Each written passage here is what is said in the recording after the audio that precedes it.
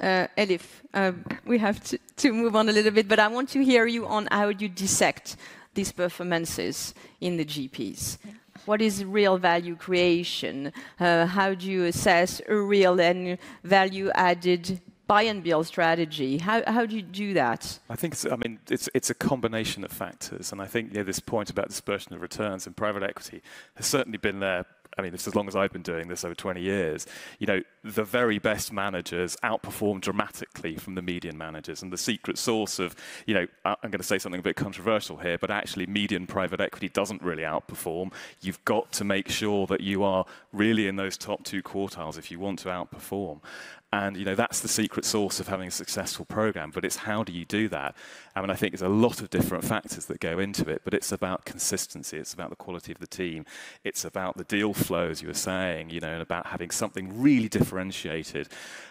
It's about value creation and having the right resources to do that, not just riding trend or through leverage. It's about, adaptability and flexibility, the ability to adjust to different environments, to respond. And yet, one of the most important things that we're really looking for is the ability to generate great returns in good times and bad times. So looking at that long cycle performance and really seeing that in the underlying managers that you're looking for is really key. And a final point on this, to me, one of the most important things when you look at a manager is that they themselves know what has made them successful. Do they? Self-knowledge. Some do, some don't. And the ones that do are able to capitalize on that and reinforce it, and it becomes a very sustainable competitive advantage. It gets reinforced. The ones who don't and who can't express it to me, they don't understand what it is about themselves that has made them good. And if you don't understand that, it's very hard to replicate and make that sustainable over time. But that's the secret sauce. Great point. Elif?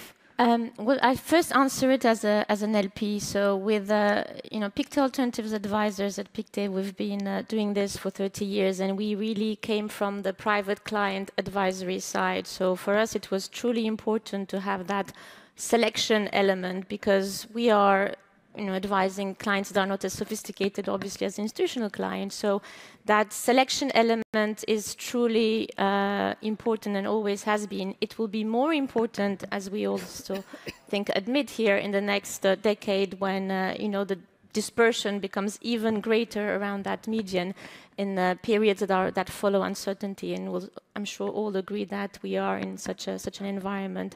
So how do you select the truly performing GPs? I think we talked about, obviously, value creation. I haven't come across any GP that doesn't say that they have the best value creation team. So obviously you need to go one layer a little bit deep in terms of whether this is really a truly industrial expertise or not. And trying to look out for areas of hidden leverage. I think leverage is something that everybody will look at, but there are areas like the gray zone between infrastructure that everybody's so excited about and private equity, where we started to see an overlap in the last few years with infrastructure funds being able to overbid private equity funds in certain transactions. You need to make sure that that is not just by using higher leverage, and that there is a truly industrial operating value creation that justifies it. The other area of hidden leverage can be seen in the buy and build approaches, right? Are these really truly fixed costs that you're leveraging and creating value that way, or is that another way to use cheap leverage and stack a number of companies together and sell them at a higher multiple? So obviously it's easier said than done, but that is truly important. And if you allow me to put my GP hat on for a second, because we have directly sourced opportunities in the middle market in Europe in both private equity, real estate, and private debt.